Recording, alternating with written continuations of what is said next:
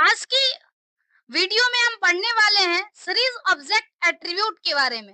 अगर हम एट्रीब्यूट की बात करें तो एट्रीब्यूट बेसिकली कुछ एडिशनल इंफॉर्मेशन देता है सीरीज ऑब्जेक्ट के बारे में। When you create a series type object, all information related to it is available through the attribute. मतलब अगर हम कोई भी सीरीज ऑब्जेक्ट को क्रिएट करते हैं तो हम एट्रीब्यूट का यूज करके डिफरेंट टाइप के इंफॉर्मेशन को देख सकते हैं। जनरल सिंटैक्स होता है series object dot attribute name. अगर हम किसी भी एट्रीब्यूट का यूज करना चाहते हैं तो हमें सीरीज ऑब्जेक्ट डॉट उस एट्रीब्यूट का नाम लिखना होगा। सीरीज के कुछ कॉमन एट्रीब्यूट हैं जो कि यहाँ पर आपको टेबल के फॉर्म में दिया गया है। पहले हम समराइज्ड वे में देखेंगे, फिर एक एक करके डिटेल में देखेंगे। जैसे सीरीज ऑब्जेक्ट डॉट इंडेक्स। अगर हम इंडेक्स एट्रीब्यूट की बात करें तो इंडेक्स एट्रीब्यूट क्या करता है, the index level of series, यानी जो एक्सेस लेवल है उसको दिखाता है ये attribute. Index dot name, index dot name attribute का क्या करता है, name of the index can be use to assign new name to index. यानी इंडेक्स डॉट नेम, इससे क्या होगा, नया नाम असाइन किया जाएगा। Values attribute, series object dot values return series as ND array और ND array like depending on the d type। इससे क्या होगा, अगर हम डॉट वैल्यूज एट्रीब्यूट का यूज करेंगे तो सीरीज की जो जो भी वैल्यू होगी उसको एनडी array के फॉर्म में हमें रिटर्न करेगा। डी टाइप यानी data type, return the D type object of underlying data. Dot shape, shape क्या करता है, return a tuple of the shape of underlying data. मतलब शेप एट्रीब्यूट क्या करता है, शेप का टपल के फॉर्म में हमें रिटर्न करेगा। एन बाइट यानी number of bytes, total number of bite कितना होगा, टोटल नंबर ऑफ बाइट हमें मिलता है एन बाइट एट्रीब्यूट की हेल्प से। एन डिम यानी नंबर ऑफ डायमेंशंस हम चेक करते हैं एन डिम एट्रीब्यूट की हेल्प से। Size, total number of element को रिटर्न करता है। Item size, return the size of the D type of the item of the underlying data. यानी किसी पर्टिकुलर आइटम का साइज क्या है, साइज तो टोटल नंबर ऑफ एलिमेंट देता है, लेकिन किसी पर्टिकुलर एलिमेंट का साइज कितना होगा ये हमें रिटर्न होता है। जिस तरह का डेटा टाइप होगा उसके अकॉर्डिंग उस आइटम का साइज होगा। नेक्स्ट है has NaNs। Has NaNs attribute क्या चेक करता है कि कोई भी NaN वैल्यू सीरीज में प्रेजेंट है या नहीं। अगर सीरीज में NaN वैल्यू प्रेजेंट होगी तो वैल्यू ट्रू रिटर्न होगा, otherwise false. Series object dot empty, empty के केस में क्या होगा, return true if the series object is empty, otherwise false. Dot name, dot name attribute क्या करता है, रिटर्न और assign name to series object. एक एक करके हम डिटेल में देखेंगे तो और अच्छे से क्लियर होगा। जैसे सबसे पहला है रिट्रीविंग इंडेक्स एरे, यानी इंडेक्स एरे रिट्रीव करने के लिए हम इंडेक्स एट्रीब्यूट यूज करेंगे और डाटा एरे रिट्रीव करने के लिए हम वैल्यूज एट्रीब्यूट यूज करेंगे। जैसे यहाँ पर हमने क्या किया है, एक सीरीज क्रिएट किया है। सीरीज क्रिएट करना आप लोगों को पता होगा। जैसे यहाँ पर इंपोर्ट पांडास एसपीडी, हमने क्या किया है, एरे दिया है, मतलब डेटा और इंडेक्स। डेटा और इंडेक्स की हेल्प से हमने एट्रीब्यूट यहाँ पर सीरीज क्रिएट कर दिया। इतनी जो लाइन है, इंपोर्ट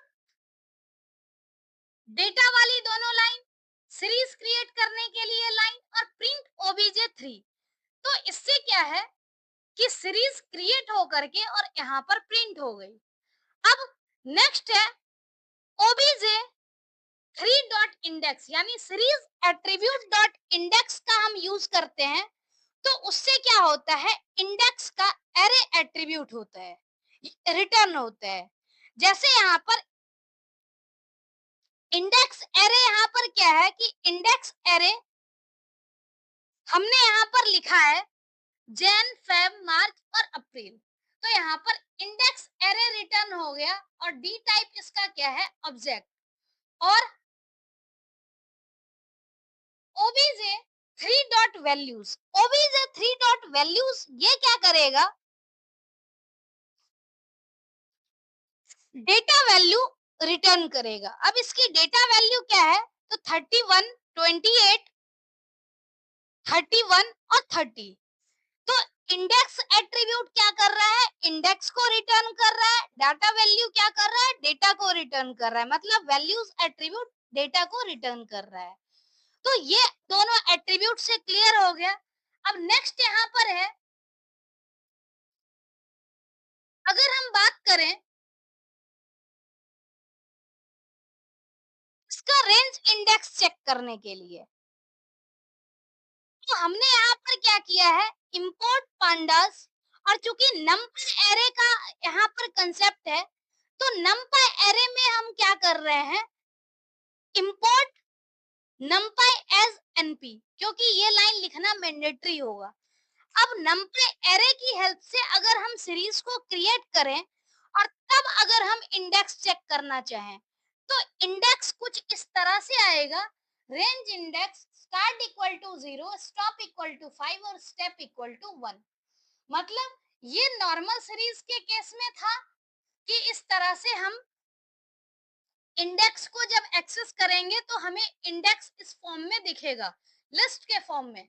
लेकिन अगर नंपाई एरे का यूज करेंगे तो हमें स्टार्ट, स्टॉप और स्टेप के फॉर्म में यहाँ पर इंडेक्स दिख रहा है। नेक्स्ट है सेटिंग द इंडेक्स नेम। अगर हमें इंडेक्स का नाम सेट करना होगा तो उसके लिए हमें यूज करना होता है index dot name attribute. By default series का कोई नाम नहीं होता है। अगर हम चाहते हैं कि सीरीज का कोई नाम असाइन कर दें, तो उसके लिए हमें index dot name attribute use करना होगा। जैसे अगर हम यहाँ पर देख रहे हैं, सीरीज हमने क्रिएट कर दिया और सीरीज को प्रिंट कर दिया, तो यहाँ पर क्या है कि सीरीज क्रिएट हो गई और इसका डेटा टाइप प्रिंट हुआ।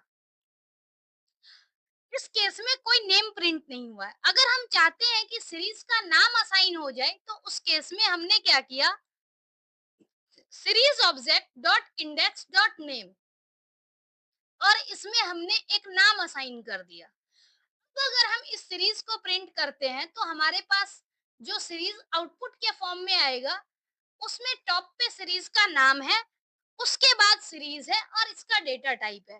तो इस तरह से हम सीरीज का जो नाम है वो सेट कर सकते हैं।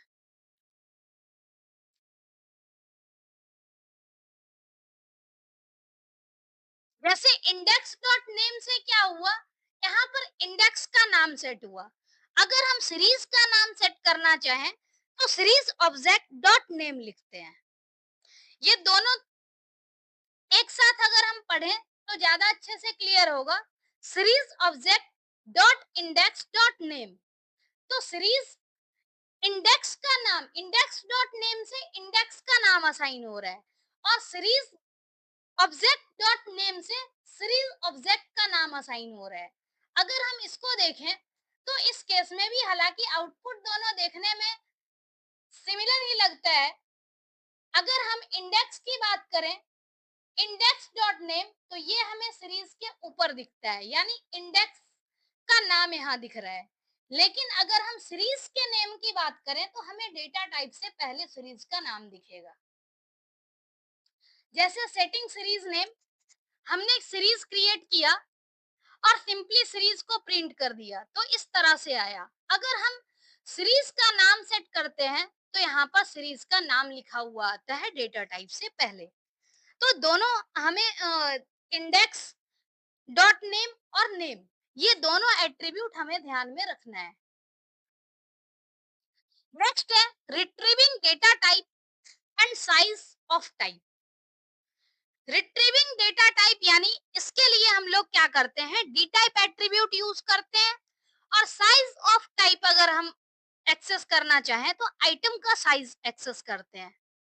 To retrieve the data type of individual element of series object use object name dot D type. मतलब हम किसी इंडिविजुअल एलिमेंट का अगर हम डेटा टाइप जानना चाहेंगे तो डी टाइप एट्रीब्यूट यूज करेंगे। अगर हम उसका टाइप यूज करना चाहेंगे, कंप्लीट टाइप, तो उसके लिए टाइप फंक्शन यूज कर सकते हैं। सीरीज का टाइप अगर यूज करना जानना चाहे, इंडिविजुअल के लिए डी टाइप, सीरीज का टाइप जानना चाहे तो टाइप फंक्शन, और अगर हम किसी पर्टिकुलर एलिमेंट का नंबर ऑफ बाइट्स जानना चाहें, किसी आइटम का साइज जानना चाहें, तो उसके लिए आइटम साइज एट्रीब्यूट होगा। जैसे यहाँ पर हमारे पास जो प्रोग्राम है वो कुछ इस तरह से है, इंपोर्ट पांडास एज पीडी। हमने यहाँ पर इंपोर्ट numpy एज एनपी लिखा है ताकि हम जरूरत पड़ेगा तो यूज कर सकते हैं, एक्स्ट्रा लिखने से गलत नहीं होता है। लेकिन हमने जो कि लास्ट में यूज किया है np.arr, तो इस तरह से, सॉरी यहाँ पर np.arr सिर्फ नाम है, एनपी का कोई यूज नहीं है, तो मतलब हम ये ना भी लिखें तो चलेगा। नेक्स्ट है ARR इक्वल टू 21, 28, 21 और 20। मतलब ये दोनों हमने डेटा दिया, यहाँ सीरीज क्रिएट किया। अब अगर हम चाहते हैं NP ARR equal to values लिखना, तो इससे क्या होगा, पूरी वैल्यू एक्सेस होगी। अगर हम इसमें प्रिंट स्टेटमेंट लिखते तो सिर्फ वैल्यू हमें एक्सेस होती, लेकिन हमने प्रिंट स्टेटमेंट नहीं लिखा है तो यहाँ पर प्रिंट जो है आउटपुट स्क्रीन पे हमें कोई आउटपुट नहीं दिख रहा है। नेक्स्ट है obj2 डॉट डी टाइप, यानी ऑब्जेक्ट 2 जो हमने क्रिएट किया है इसका डेटा टाइप। तो इसका डेटा टाइप ऑब्वियस सी बात है कि ये हमारा इंडेक्स है और ये डेटा है। तो डेटा है, डेटा का टाइप इंटीजर है, तो यहाँ पर आउटपुट इंटीजर आ गया, यानी डेटा का टाइप आ गया। अगर हम पूरी सीरीज का टाइप देखना चाहें, सीरीज ऑब्जेक्ट का टाइप, तो उसके लिए हमने टाइप फंक्शन यूज किया है, और टाइप फंक्शन यानी class pandas dot code dot series dot series, यानी सीरीज यहाँ पर क्लास हो गई। नेक्स्ट है np.arr.item size। इसमें क्या है, हर एक एलिमेंट का आइटम साइज, अब इंटीजर का हमें पता है 2 बाइट लेता है, तो यहाँ पर हमारे पास क्या है, 4 एलिमेंट है सीरीज में, तो सीरीज में 4 एलिमेंट है, अगर हर एक एलिमेंट का 2 बाइट हुआ मतलब टोटल 8 बाइट। तो यानी जो ये एरे है, एनपी एरे, हमने एरे जो डिफाइन किया इसकी जो वैल्यू ली है object dot value, object dot value से क्या होगा कि हमारे पास जो वैल्यू आ रही है वो नंपा एरे के फॉर्म में हो या फिर एरे ऑब्जेक्ट के फॉर्म में हमारे पास सेव हो गई। अब इस वैल्यू का हम कंप्लीट अगर हम साइज देखना चाहें तो इसका साइज हम 8 यहाँ पर देख पा रहे हैं। तो इस तरह से हम किसी पर्टिकुलर एलिमेंट का डेटा टाइप देख सकते हैं, पूरी सीरीज का डेटा टाइप देख सकते हैं, और एलिमेंट का साइज देख सकते हैं। नेक्स्ट है retrieving shape. Shape, the shape of series object tells how big it is, that is how many elements it contains including missing or empty value। यानी जब कभी भी हम शेप एट्रीब्यूट का यूज करेंगे तो शेप एट्रीब्यूट से क्या होगा, टोटल नंबर ऑफ एलिमेंट्स हमें मिलता है, और वो टोटल नंबर ऑफ एलिमेंट कैसे होगा, तो टपल के फॉर्म में होगा। और क्योंकि टपल में सिंगल एलिमेंट, आपको याद होगा कि सिंगल एलिमेंट भी अगर होता है तो उसके लिए हमें नंबर के बाद कॉमा लिखना होता है। यहाँ पर भी जब भी शेप रिट्रीव होगा तो इस केस में भी टपल के फॉर्म में रिट्रीव होगा, और सिंगल, चूंकि सीरीज जो है वो वन डायमेंशनल डेटा है, तो इसीलिए एक एलिमेंट के बाद भी यहाँ पर कॉमा लिखा हुआ है। अब अगर हम बात करें शेप की, तो इसमें NaN वैल्यू भी काउंट होगा। जैसे अगर हम देख रहे हैं सीरीज, पहली सीरीज जो क्रिएट हो रही है वो है 3.5, 5, 6.5 और 8, इसमें 8 4 एलिमेंट है। दूसरी सीरीज है, इसमें है 6.5 np.nan और 2.34, यानी इसमें 3 एलिमेंट है इंक्लूडिंग nan।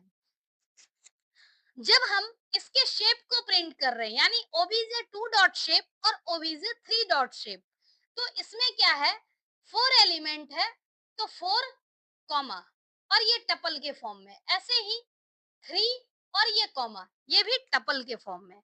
तो इस तरह से शेप जो है, shape attribute total number of element return करता है, टपल के फॉर्म में, वन डायमेंशनल है, इस वजह से क्या है, यहाँ पर एक एलिमेंट के बाद कॉमा है, क्योंकि टपल को हम लोग सिंगल एलिमेंट भी रहे तो आगे कॉमा लिखना जरूरी होता है। Note the shape of series object tells how big it is, that is how many elements it contain including missing or null empty value, यानी NaN इसमें वैलिड होता है। नेक्स्ट है retrieving dimension, number of axes and dim attribute, size size attribute और number of bytes n byte attribute, यानी 3 attribute यहाँ पर example दिया गया है। To know about the dimension यानी नंबर ऑफ एक्सेस, इस केस में क्या है, ऑब्जेक्ट डॉट एंड डिम, ये इतना तक जो है सीरीज सेम है जो ऊपर के एग्जांपल में लिया गया था। अगर हम इसी ऑब्जेक्ट 2 की बात करें, ऑब्जेक्ट 3 पे काम नहीं कर रहे हैं, ऑब्जेक्ट 2 की अगर हम बात करें तो obj2 डॉट एंडिम, इस केस में क्या है, सीरीज हम जानते हैं कि वन डायमेंशनल होता है, तो यहाँ पर आउटपुट 1 आ गया। अब नेक्स्ट अगर हम देखें, दो हमारे पास है, एक obj2 एक obj3। अब obj2 और obj3 दोनों के साइज की बात करें तो साइज एट्रीब्यूट क्या करता है, टोटल नंबर ऑफ एलिमेंट को रिटर्न करता है। अब पहले में टोटल नंबर ऑफ एलिमेंट 4 है, दूसरे में टोटल नंबर ऑफ एलिमेंट 3 है, यानी इंक्लूडिंग नल NaN, तो यहाँ पर ये वैल्यू रिटर्न हो गई। अब नेक्स्ट में क्या है, n बाइट, यानी टोटल नंबर ऑफ बाइट्स कितना लेगा। तो टोटल नंबर ऑफ बाइट्स के केस में यहाँ पर क्या है, अगर हम ऑब्जेक्ट 2 की बात करें तो ऑब्जेक्ट 2 के केस में क्या है, obj2 डॉट n बाइट और obj3 डॉट n बाइट। अब इस केस में हम अगर देखें तो फ्लोट जो है वो 4 बाइट लेता है, और अगर हम इस केस में बात करें n बाइट है जैसे, तो फ्लोट 32 और फ्लोट 64 दोनों अलग अलग होता है। अगर फ्लोट 32 की बात करें तो 4 बाइट हो गया, फ्लोट 64 वर्जन की अगर हम बात करें तो 8 बाइट हो गया। अब इस केस में क्या है कि हमने जनरली प्रोग्राम में भी देखा कि हर जगह हम इंट 64 फ्लोट 64 इस तरह से लिख रहे थे, तो उस केस में क्या है कि 8 बाइट, एक आइटम का साइज अगर फ्लोट है तो 8 बाइट हो गया। अब 8 बाइट यानी ऑब्जेक्ट 2 में क्या है, 4 एलिमेंट है, तो मतलब 4 इंटू 8 32 बाइट, और ऑब्जेक्ट 3 में 3 एलिमेंट है, तो 3 इंटू 8 24 बाइट। तो यहाँ पर n बाइट एट्रीब्यूट जो है वो 24 32 और 24 यहाँ पर आउटपुट दे रहा है। नेक्स्ट है चेकिंग एम्प्टीनेस, यानी एम्प्टी एट्रीब्यूट चेक करना है और presence of any an attribute check करना है।